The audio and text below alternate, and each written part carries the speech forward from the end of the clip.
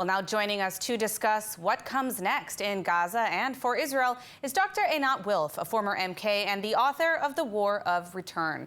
Einat, thank you for joining us today. To start, what is your response to Secretary Blinken's proposed plan to have the Palestinian Authority take over Gaza along with international support? Is there any alternative even?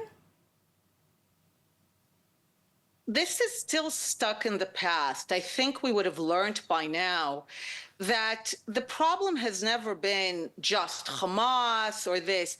The problem is Palestinianism as an identity, as an ideology that is organized, that tragically organized an entire people over the obsession of the non-existence of a Jewish state. Hamas is merely the most brutal and recent executive arm of Palestinianism, but the Palestinian Authority shares the same vision of no Jewish state. It merely has come to believe that it is better to execute this vision by trying to turn Israel into a pariah state diplomatically and in various forums, but it does not it does not have a different goal for the people. So I would think that someone would finally get it, certainly among the American administration, that you can't want for the Palestinians a state which they've never wanted for themselves if it has to live next to a Jewish state. So why don't we first find out that Palestinianism as an ideology is gone, and then we can talk about building something. Now, can you share a little bit more about the Palestinian Authority, some of the challenges that they're facing in general when it comes to governance? I mean, they barely have control over the West Bank as it is. And also from an Israeli perspective, how could Israel rely on a government that continues to pay terrorists in the West Bank? Those are just ultimately the expressions of the fact that the Palestinian Authority is not really an alternative to Hamas in any meaningful sense. It is not an alternative in terms of really trying to build a state. Why don't they have a state? They don't have a state because they never tried to get one, not if it lives next to a Jewish state. So Hamas remains hugely popular in the West Bank, and it's hugely popular because, again, people are excited about what Hamas did. They're excited about the fact that it is still left standing after having committed October 7th. The Palestinian Authority has never kind of removed itself from October 7th or Hamas. They merely expressed annoyance that it was done without their approval, but they never challenged the underlying theme that there should be no Jewish state. So they're not an alternative in any meaningful sense for people who are trying to actually achieve peace. If you're trying to pretend you're doing something, then sure. But if you're actually serious, they're not an alternative. Now, one of the things that Secretary Blinken also mentioned was UN involvement with a senior UN official to help oversee security and rebuilding. Now, obviously, we've seen how, in some cases, that's even more damaging, looking at UNIFIL in Lebanon, or, of course, UNRWA in the West Bank and Gaza, as you are an expert on. How does Israel ensure that Hamas terrorists or other terror groups aren't rebuilding if the international bodies like the UN are in charge of protecting Gaza? There's no way to do that, and you're absolutely right that it's even worse, because what we've seen with UNIFIL, with UNRWA, is that because people actually think that the hallowed letters UN means something, it actually limits the ability certainly for Israel, to battle its enemies.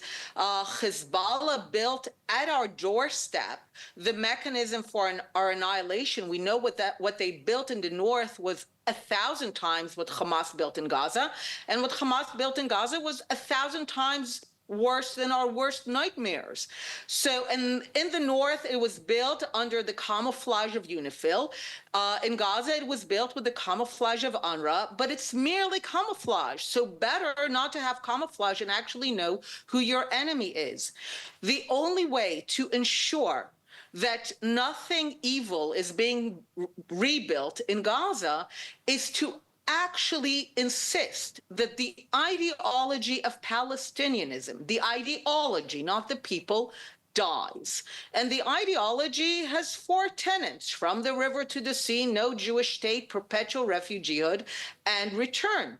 And only once we can be certain that that ideology and identity is no longer fueled, sustained, and no longer is the ideology of the Arabs in Gaza and the West Bank, that we can actually talk about having peace.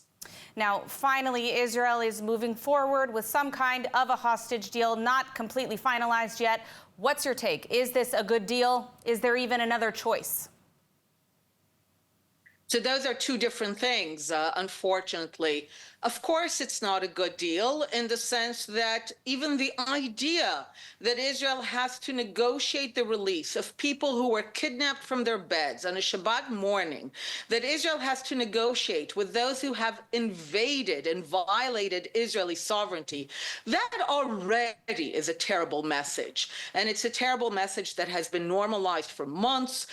It's, again, people pretended that Qatar is some lovely mediator rather than the vile country that it is. And it's been successfully, unfortunately, working 24/7 on securing the ability of Hamas to basically emerge from October 7 unscathed.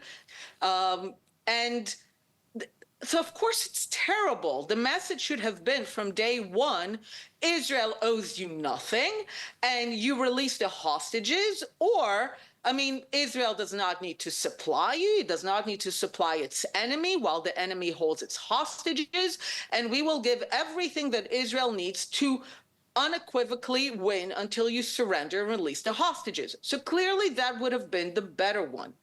But 15 months after, when so many around the world have normalized the idea that Israel must negotiate and cave in to its enemies, then the question is there any other choice to get our people? And at this point, and here I also have massive criticism of our government, which is marked by big words and zero capability, is that they have brought us to a situation where basically there doesn't seem to be any other choice. I would only say, to the extent that any slim choice does remain, I would insist that the one thing that Hamas wants above all, which is the return of people to the north, we know that this is really something they want, that this will not happen within the first week, that this will only happen after all hostages, every single one of them, are returned. All right. Well, thank you for your insight on those issues. We're hoping for the best in the return of these hostages, and with some kind of deal that can at least get some of them home, even if it's not the best deal, as you mentioned. Thank you so much for joining us today.